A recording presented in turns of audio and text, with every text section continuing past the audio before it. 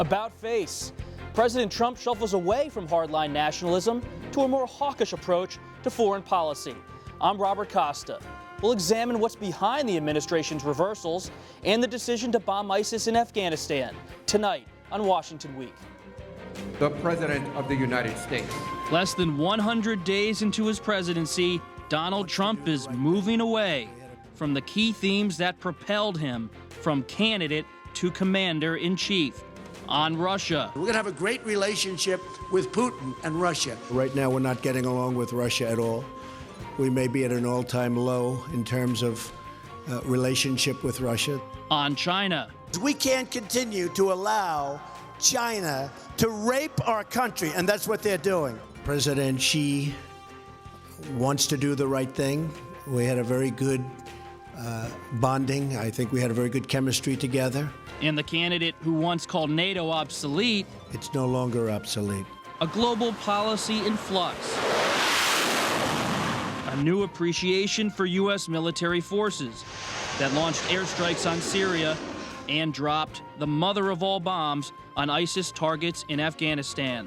We have incredible leaders in the military, and we have incredible military, and we are very proud of them. And this was another very, very successful mission. Plus, White House whiplash as Steve Bannon's position as chief strategist hangs in the balance after a falling out with the president's key advisor and son-in-law, Jared Kushner. We examine the evolving Trump doctrine with Molly Ball of The Atlantic, Peter Baker of The New York Times, Vivian Salama of The Associated Press, and Michael Crowley of Politico. Celebrating 50 years, this is Washington Week. Once again from Washington, Robert Costa of The Washington Post. Good evening. Friday marked day 85 for the Trump administration. It was perhaps the most significant week yet for the president on the international stage. U.S. military forces used the most powerful non-nuclear weapon in America's arsenal to target ISIS in Afghanistan on Thursday. The 21,000-pound blast, nicknamed the mother of all bombs, destroyed ISIS tunnels and caves in the Nangarhar province. Going hard after ISIS was one of candidate Trump's strongest talking points. I know more about ISIS than the generals do, believe me. I would bomb the out of them. And as president, Mr. Trump has leveraged the full force of the U.S. military. We are so proud of our military, and it was another successful event. The bombing in Afghanistan came 1 week after the U.S. launched retaliatory strikes on Syria in response to the deadly chemical attack on civilians. And earlier this week, U.S. Navy strike forces were deployed to the Korean Peninsula, a move in response to Kim Jong-un's latest ballistic missile test and escalating tensions over a possible nuclear showdown. The bottom line is North Korea's got to change its behavior. That is an agreed position among the international community, nations that are working together on this. Peter, is there any doubt that this mission in Afghanistan was symbolic as well as strategic? Well, it clearly had an effect beyond the borders of Afghanistan. There's a reason why they wanted us to see it. They wanted a video to be out because we are in this moment where the President of the United States is at odds with Syria, with Russia, North Korea all at the same time. And he's trying to prove his bona fides. 85 days in office, nobody's quite sure what his doctrine really is. On the campaign trail, he sounded at times bordering on isolationist. And so he's trying to make a point. We're not going to sit back and take it. I'm a tough guy. You better pay attention. And you can certainly be sure that in Pyongyang, they're at least thinking about that. Molly, is he a hawk? I have no idea anymore, I mean, it's always risky to try to attribute too much of an intellectual infrastructure to a man who I think is fundamentally about his gut. And that's part of the attraction, I think, of Trump as a leader.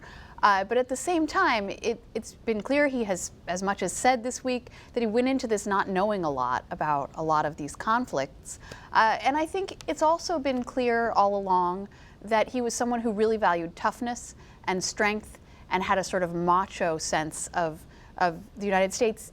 But it can't be denied that the America First philosophy he articulated very explicitly during the campaign was not about humanitarian airstrikes. It was the opposite of that. It was a transactional policy. So I do think that his behavior this week has confused a lot of people, myself included. Has it confused other diplomatic leaders around the world, Michael? I think so. I think everyone is studying the guy, trying to figure out if there's any kind of a method, I won't say to the madness, let's say a pattern to the policy. You know, I do think that on Afghanistan, actually, if you're trying to collapse a bunch of tunnels and caves that ISIS fighters are in, that bomb makes sense. That bomb is designed to do that kind of thing. So tactically, it solved a problem. And I want to be careful in drawing too large a conclusion from the use of that weapon. It's also not clear that Trump had a direct role, that the generals might have kind of made this decision on their own, although I think the generals have a longer leash under Trump than they did under Obama to make that kind of decision. But again, on the larger point, I do think Peter's right that Trump wants to, so even if the MOP was part of this intentionally or not, Trump is trying to solve difficult problems by projecting toughness, to make Kim Jong-un wonder, what is this guy capable of doing? To make the Russians think, boy, he really might get the U.S. involved militarily in Syria in a way that we thought Barack Obama never would. And so I think there's a kind of a psychological component to this foreign policy. It's just not clear to me whether it really is going to solve these very hard problems for him. Vivian, welcome. Who's driving this policy based on your reporting? Is it the generals or is it the president? Well, there's no doubt that the generals are very influential in this administration. He wanted that. He was always very respectful of the generals. He always kind of looked up to them. And he placed a lot of generals in the highest positions in the cabinet. And so I definitely think that he's listening to them. He's taking their advice very seriously. But at the same time, there's a little bit of Donald Trump in this. And that's that, you know, way back when he was still candidate Trump, one of the big things he said is that the world is going to respect us again. We lost the respect, and now we're going to have it again. And I think that that was a big part of the move in Syria, is that he wanted to regain that respect and to show that he can't be pushed around. In Afghanistan, I don't think that was as much the case. I think that it was a little bit more of the generals influencing his policy. There's an active war going on there. There was a threat, and they acted on it accordingly. There's something interesting about this, too, right? So he launches the first big new military operation of his presidency against Syria, and we have this bomb this week. What have we not seen from him? We've not seen him really talk about it, right? This is a person who uses his Twitter account, exactly, to go after basically anybody within the boundaries of the United States who offends him, including actors and comedians and senators and nobodies who probably should be left alone if you're a president of the United States. He has not trolled Bashar al-Assad once. He's not trolled Putin once. He has been very restrained, which tells us a couple things. One is, I think, that his instincts from the campaign trail, where he said we shouldn't really get involved in all these wars, are still there. And maybe he's trying to keep his involvement in Syria limited, right? And the second thing it tells us is there's more discipline perhaps to this Twitter feed than we've given him credit for. And perhaps when he's doing all these things that we think are just simply impulse, you know, he does have moments where he can show discipline on the Twitter feed. And he's using and let's remember, though, that in one 24-hour period this week, the president did a 180 on a number of policy positions, including China. He backed away from his view that Beijing was a currency manipulator and America's enemy. Instead, he sees President Xi playing a role in diffusing North Korea's nuclear ambitions. Here's another one on the NATO alliance, which was characterized as outdated and obsolete by Mr. Trump on the campaign trail. But he now embraces it as necessary for global security and stability. Molly? Well, a lot of these things are just complete, as you said, complete 180s. And he attacked Hillary Clinton for wanting to intervene in Syria. He literally said intervening in Syria is the wrong thing to do. Now, you can say changing times, changing conditions, but I think to Peter's point, part of the problem, not with him not tweeting or not talking about it, is he hasn't really explained himself. He hasn't gone before the American people to say, here is the coherency. You know, the dumb pundits on TV can't see it. Okay, tell us what it is that you're thinking, Mr. President. Like, give us a framework, or if there's not a framework, just a situational explanation for these different moves. Instead, it has much more of a feeling, and reporting supports this, my reporting, Peter's reporting, that he's learning on the job. That there are a lot of things he just didn't know going in, Vivian? and that are changing his mind. That's absolutely right. I think that he is just, the learning curve was huge with President Trump. He didn't have any foreign policy experience. A lot of the people that are closest to him didn't have any foreign policy experience. And I think that it shows a little bit that he's restrained himself on Twitter, on social media. I think it dates back a little bit to the healthcare issues and how that failed, and he kind of really took a step back and said, okay, maybe I should kind of keep a lower profile on a lot of issues, not just foreign policy. But I think that he really realizes that this is a very serious situation, that there are lives at stake, and so he is really kind of controlling what he says about it. I think you're exactly right. Some of it is learning, and you're getting classified briefings, intelligence briefings, and you're having men and women in uniform come to you and present you with perspectives that you just wouldn't have encountered until you were in the White House. And along with that, I think, is a sense of responsibility that anyone would feel. This is now on my watch. And again, who are those people coming to brief you? They are foreign leaders, or they are generals who are representing people who in some cases are, or intelligence officials representing people who are putting their lives on the line for the United States, for their country, people who are going to be killed in conflicts. And that really has to concentrate your mind. And finally, I think this was reported, I think his son said it in an interview, we've heard that Ivanka came into the Oval Office, or at least came to the president somewhere after the chemical attack in Syria, and basically said, look at the pictures of these women and children, this is horrible, what are you going to do? Again, that accountability, you're behind the desk, and people are saying, this happened on your watch, what are you going to do? And I think that it's understandable that would change your worldview quickly, especially if you came in without a very clearly formed worldview on international affairs. Peter? Yeah, no, I think that's exactly right. And I think that because, in fact, if you look at the 2013 chemical attack in Syria, that killed 1,400 people. The one that happened a week or so ago killed 80. That doesn't make it any better, obviously, but it does suggest that when the president said, as a private citizen, 2013, it's not our business, we shouldn't do it, and then he says we are, it's because, in fact, of that change. You are in the office. So, it's on his but watch. it has not yet developed into the broader coherence. What is the doctrine? We said this week, the doctrine is no doctrine. It's very situational, very transactional, and that unpredictability is both an asset and a liability. It's an asset if you kind of intimidate some adversaries into thinking, well, we don't know what that guy's going to do, maybe we ought to back off. It could be a liability if it means your allies don't know what they can depend on.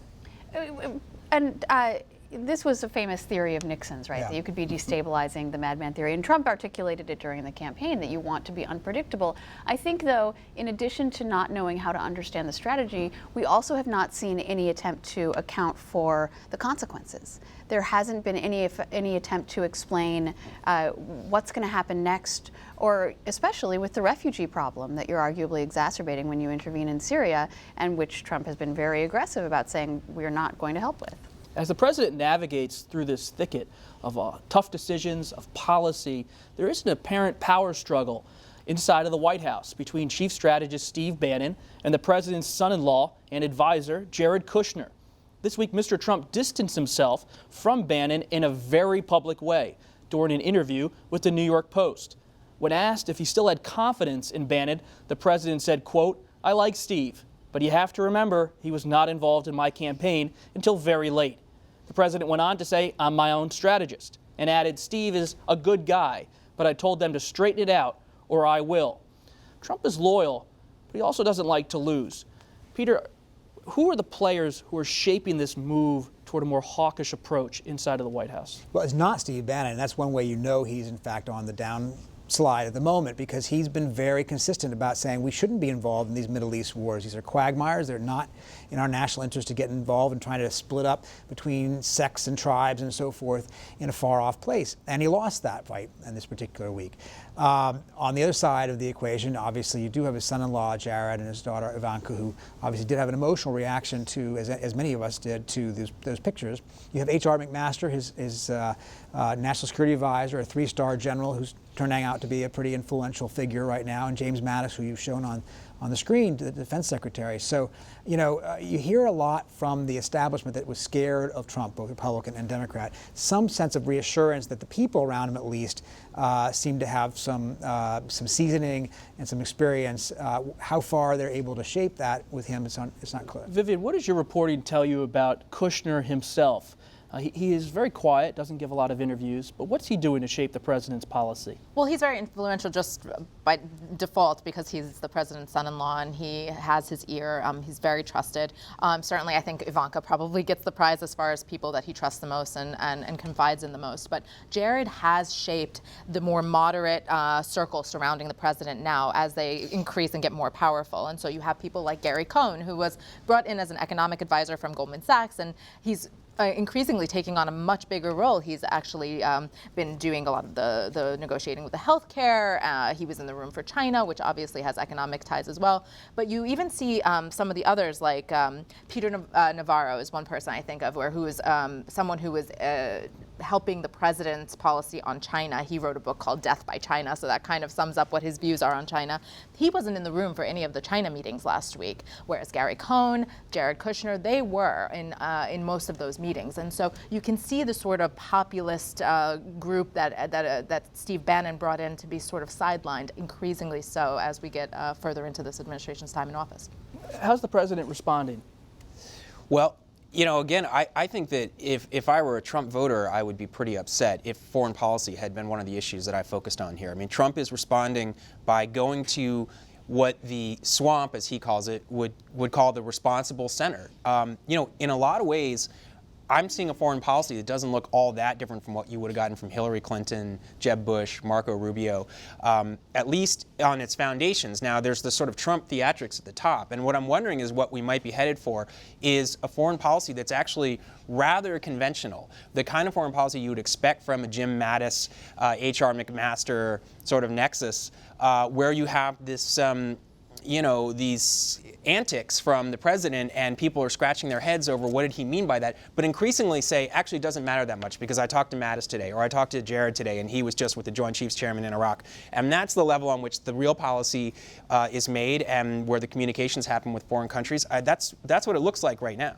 This muddled scene inside of the White House has consequences beyond Pennsylvania Avenue. Secretary of State Rex Tillerson's meetings with his Russian counterpart and President Vladimir Putin revealed the divide between the two countries over Syria's 6-year civil war, and that divide's only widened. The current state of U.S.-Russia relations is at a low point. There is a low level of trust between our two countries. The world's two foremost nuclear powers cannot have this kind of relationship. The biggest issue now for the U.S. and Russia is solving their differences over Syria. Molly? Well, and this is another 180 from the campaign, and this is one of the actually few issues that Trump was 100% consistent about on the campaign trail. Being friends with Russia, admiring Vladimir Putin, feeling that there were areas where the United States and Russia should be collaborating, and that this animosity that was maintained not just by the Obama administration, but by most of the Republican Party toward the Russian regime was somehow misplaced. So this is another way in which he's come full circle and seemed to come to rest in the place where most of Washington was before. I would just hesitate to assume that the place Trump is today is the final resting point of his views, because he does seem to do this sort of government by reality show where the competing factions are in favor or out of favor, and how he decides to really govern depends on who he's listening to at the time. So I don't think we can know that just because this is where he is today, this is where he's going to be. I think he still has the idea that he's going to be friends with Putin. I don't think that's gone away. I think if you look at what he said publicly in the interviews and at the press conference with the NATO Secretary General, he said things about Russia but not Putin. He didn't personalize it in a way that he's very capable of doing. And the next day he put out a tweet saying, don't worry, it's all going to work out. I think in his mind, he's going to get there with Putin. So is it all theater? There's been some criticism from the president's opponents that some of this Russia tough talk distracts from some of the investigations that are ongoing about possible collusion between Putin and Trump associates last year. Not just the idea that the tough talk is a distraction, but Phil Gordon, who was a National Security Council director for the Middle East under President Obama, wrote an article for Politico in which he said we have to take seriously the idea that the Syria missile strikes themselves were an attempt to divert attention from those investigations to show that he's willing to do something that would make Russia upset. And, you know, Phil Gordon is a very credible person who is floating a pretty provocative theory that Trump actually ordered military action. Now, of course, this is a kind of a Washington pattern where, you know, one side accuses the other of taking military action to distract from their problems. People said that about Bill Clinton during the Monica Lewinsky scandal when he ordered some missile strikes. I think it was against Iraq. But the reality is that the posture now is very tough. I don't think it's all theatrics. I mean, if you just listen to the tone from the Kremlin, Russian media, they're very upset. And the problem you have is that you could have some kind of an accident in Syria, maybe one of our planes hits one of their planes or something similar to that, that starts to careen out of control. So it's dangerous to be in this position, but I do think Peter makes an excellent point. I'll be really interested to see what happens when Trump and Putin are in the same room. It's going to happen, I think, in June, and I think it's very possible that Putin will have a very canny approach to Donald Trump that might change this story dramatically. I mean, remember, he's the deal maker. He wants to bring everyone together around the table and a handshake and sign, and everyone will just kind of go their own way and everything will be great. But I do think a little bit of it is conspiracy theory in terms of wanting to distract from the investigations. There's maybe a little bit of that, but President Trump is someone who also really responds to what the media is saying about him. And so suddenly it's a win for him after Syria. It was good news. He acted on something, and there was a lot of celebration, even from some of his biggest critics. And so I think for him, that is a huge part in it, especially after a couple of weeks of just like, constant, shortfalls, I guess we could say. He wanted that and he needed that. And so I'm sure he welcomes the distraction, whether or not he intended for it to happen. He definitely welcomes it. He's thrilled. And finally, one more flip. While the president spent the week focusing on foreign policy issues back home, the story that the White House just can't get to go away, Russia and its meddling in the U.S. presidential election last year, took yet another turn. This time, it was caused by Trump's own CIA director, who accused WikiLeaks of colluding with Putin's government. It's time to call out WikiLeaks for what it really is: a non-state hostile intelligence service often abetted by state actors like Russia. Peter, it's not just the president. You look back at then Congressman Pompeo. He was embracing the WikiLeaks work on Secretary Clinton's campaign last year. You see people throughout the administration now taking this more hawkish direction, more anti-WikiLeaks tone. Well, where you stand depends on where you sit, right? A very Washington story. If you're in power, suddenly it's very different than when you're not in power. And he's in power. He's sitting in Langley every day now, Director Pompeo is, and he's talking to these analysts, he's talking to these spies who are saying, this is what happened, and it's not politics on our part to say that it's what happened. So you heard Rex Tillerson say in Moscow this week that, in fact, our conclusion is Russia meddled in the election, even as the Russians were denying it. So there is a turnabout on this, and WikiLeaks obviously is not the friend of any government. And so, but we don't know. Possibly the Russian government. Possibly the Russian. I mean, the problem is it's so murky, right? Yeah. And WikiLeaks remains, I think, a very interesting mystery we haven't solved. Molly, is there a political cost for President Trump and his allies as they change their tune on all these different issues? You've been following all the special elections very closely. What are voters thinking and seeing as they watch this administration change its whole approach? The signals at this point are very unclear. And I do think that there has been so much noise and so much news and such an overwhelming sort of flooding the zone by this president that a lot of Americans have probably just turned off the TV and tried to go about their lives. So the sort of constant cycle of hyperventilation has not, if you look at Donald Trump's approval rating, still low for an incoming president, but around the number he got in the election, 44%, not a lot of people are really jumping ship at this point. However, there does seem to be an energizing going on the left. We saw the unexpectedly close special election in Kansas. There's others coming up now, all in light red to dark red districts in places like Georgia and Montana. And so, of course, we're going to be watching those to see what kind of tea leaves we can read. Michael, what's your take on the WikiLeaks drama inside of this administration? Now they're anti-WikiLeaks. Yeah, again, I just think it's the accountability you have when you're sitting on the outside and you're sort of enjoying the theater. It's great, and you're not. I think Trump just didn't think through the implications of it. I love WikiLeaks, he said at a campaign event, and now he's there getting these intelligence briefings and realizing WikiLeaks could bite him. That's a big difference. There's a lot of reason to think the Russians have intelligence on him. Who knows how much they might have collected. WikiLeaks might be their way of laundering it, so get out ahead and start to discredit it because you might be the next target. Thanks, Michael, and thanks, everybody. Great week, and welcome to Washington Week, Vivian. Thank it's great you. to have you here. Thanks. Our conversation will continue online on the Washington Week Extra, and you can find that tonight after 10 p.m. at pbs.org/Washington Week. I'm Robert Costa, and from all of us here at Washington Week, happy Easter and happy Passover.